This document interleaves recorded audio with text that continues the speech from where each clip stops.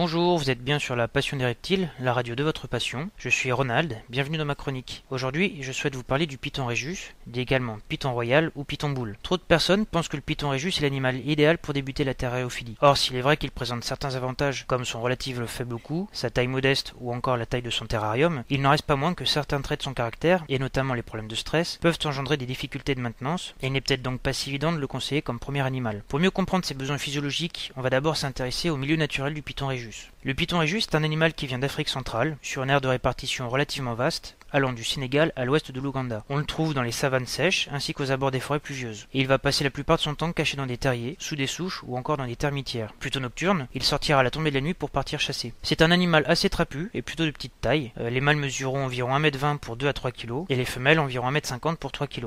Cependant, on a pu observer des spécimens de plus d'1,80 m pour 4 kg, mais ce genre de cas reste quand même relativement rare. Timide, ce serpent se repliera sur lui-même chaque fois qu'il se sentira en danger, la tête au milieu de son corps, faisant alors une boule, d'où son nom de python boule ou encore ball python en anglais. Pour information, étant en annexe 2B du règlement CE, il n'y a pas besoin d'être capacitaire pour détenir un de ces animaux, une simple facture ou un certificat de cession suffit. En revanche, j'attire votre attention sur le fait qu'au-delà de 25 spécimens adultes, le certificat de capacité devient alors obligatoire. Bien, parlons maintenant un peu de la maintenance du python régus. En quoi le fait de connaître son cadre de vie en milieu naturel est pour nous une aide pour son élevage? Eh bien tout simplement, cela va nous permettre de déterminer quels sont les paramètres qu'il va nous falloir mettre en place pour correspondre au mieux aux besoins de notre animal. Mais avant de rentrer dans le détail de sa maintenance, je voudrais faire un petit rappel de base qui me semble primordial de respecter. En effet, si comme nous l'avons vu tout à l'heure, l'animal lui-même n'est pas très onéreux, il ne faut pas oublier de prévoir dans son achat le matériel qui va avec. Dans le cas d'un python régus, vous allez devoir prendre un terrarium de la taille adaptée, un grand bac d'eau dans lequel l'animal pourra se baigner intégralement, 2 cachettes pour pouvoir en disposer une au point chaud et une au point froid pour lui laisser le choix, un tépi chauffant ou autre matériel de chauffage adapté, un thermostat pour réguler la température et enfin du substrat. Il faut compter entre 200 et 250 € de matériel pour bien vous équiper. Pour le terrarium, comme nous l'avons vu, le python régus est un animal terrestre qui vit plutôt dans des endroits relativement étroits et confinés, où il se sentira à l'abri. De ce fait, il ne sera pas forcément judicieux de lui proposer un terrarium trop grand, dans lequel il risque d'avoir du mal à se sentir en sécurité et donc de stresser,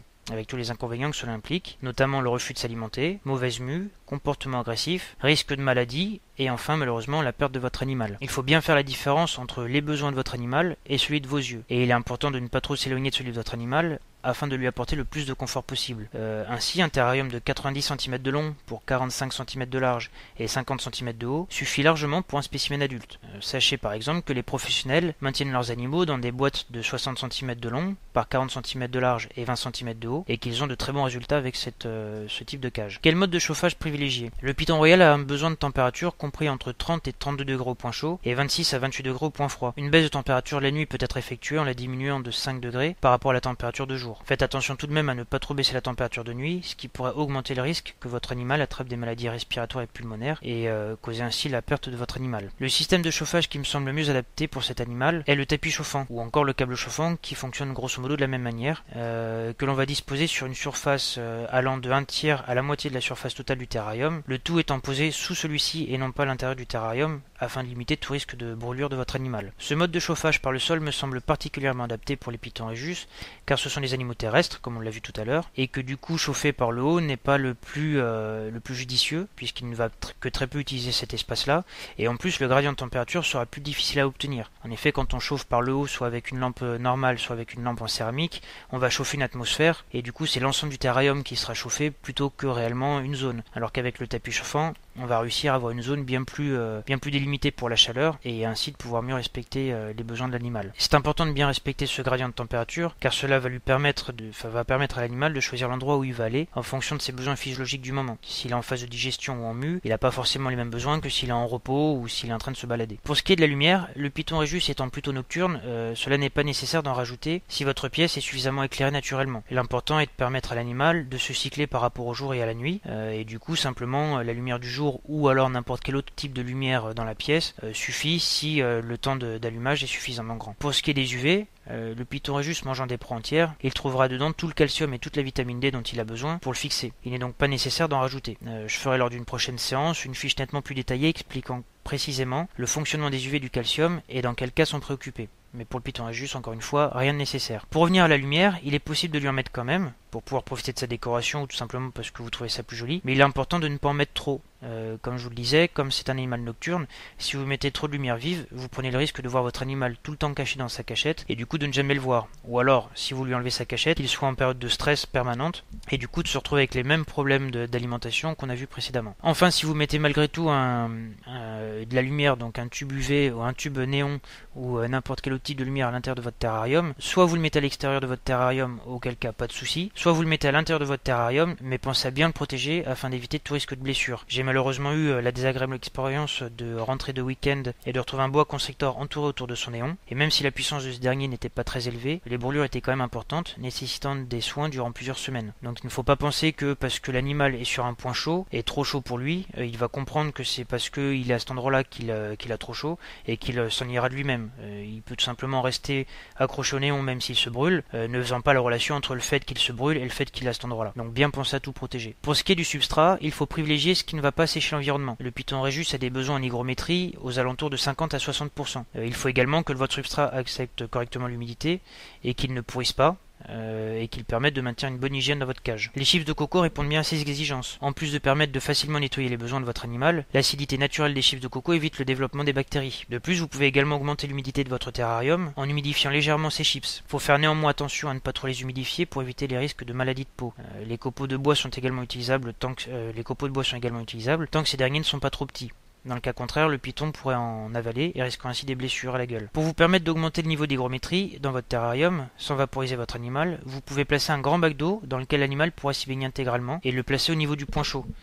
Le fait de le placer au niveau du point chaud va augmenter l'évaporation et donc l'hygrométrie dans votre cage. Faites néanmoins attention à l'hygiène. L'eau étant chaude, les bactéries se développent plus rapidement, donc ne pas hésiter à changer l'eau plusieurs fois par semaine, voire une fois par jour si vous avez le temps. De même, si vous partez en vacances, faites bien attention à ce que l'évaporation de l'eau ne vide pas votre gamelle trop rapidement, et donc ne pas laisser votre animal sans eau pendant trop longtemps. Enfin, la sonde du thermostat sera placée au niveau du point chaud et sera réglée de manière à obtenir la température souhaitée à cet endroit, pour rappel entre 30 et 32 degrés. Parlons maintenant de l'alimentation du Python Régis.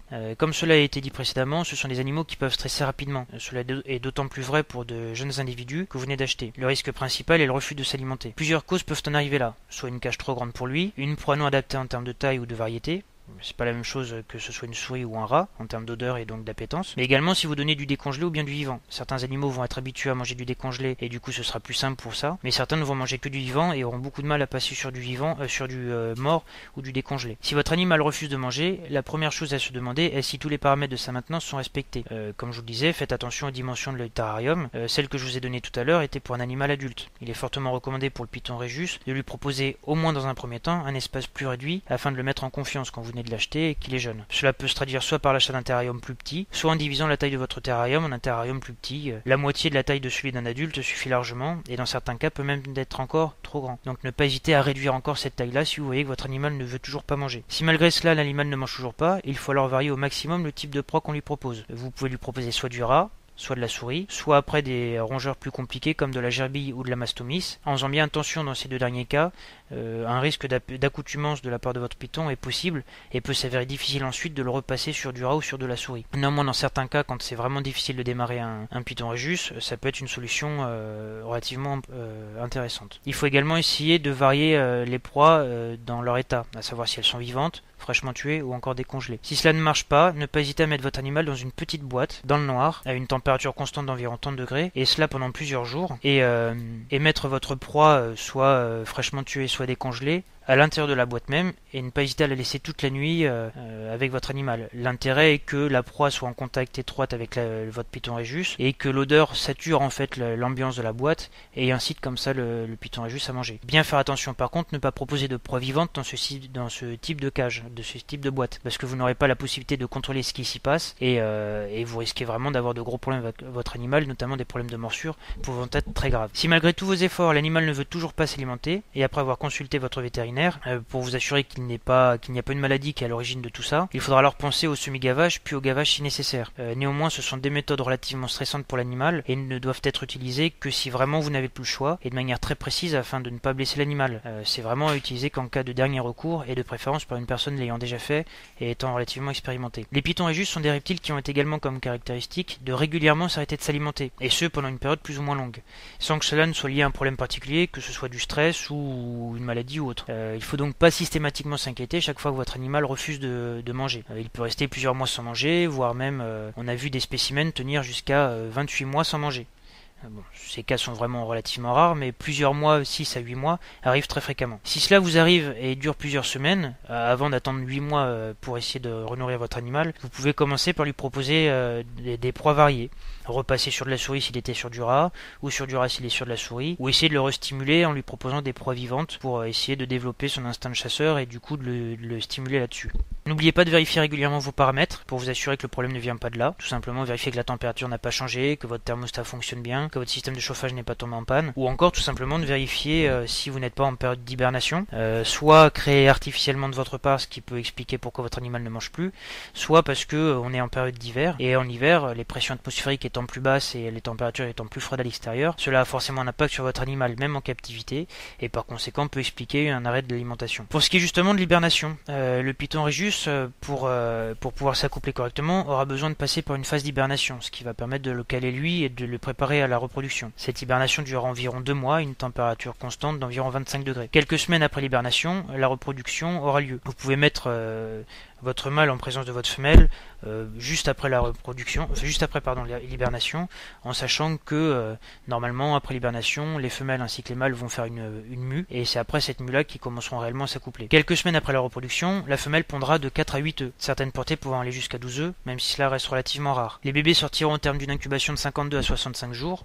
à une température constante de 32 degrés pour 90% d'hygrométrie. Les bébés pourront être alimentés dès la première mue faite. Il faudra commencer par leur proposer de jeunes souris sauteuses, la plupart du temps vivantes pour stimuler leur instinct de prédateur. Une fois cette première proie passée, une fois cette première étape passée, on pourra essayer de leur proposer des proies fraîchement tuées, puis ensuite décongelées. Il est rare d'arriver à démarrer un Python Rhésus par directement du mort, qu'il soit fraîchement tué ou décongelé. On augmente régulièrement la taille de la proie jusqu'à pouvoir lui proposer de jeunes rats. Pour information, le rat à poids égal est nettement plus nutritif que de la souris. Pour ce qui est de la fréquence, on donnera un repas par semaine pour un jeune individu et un repas tous les 10-15 jours pour un spécimen adulte, en fonction de la taille de la proie bien sûr. Lors d'une prochaine fiche, j'expliquerai plus en détail tout le processus de la reproduction du Python Rhésus, ainsi qu'une explication sur la génétique de ce dernier. En attendant, je vous souhaite à tous un bon élevage et vous dis à très bientôt.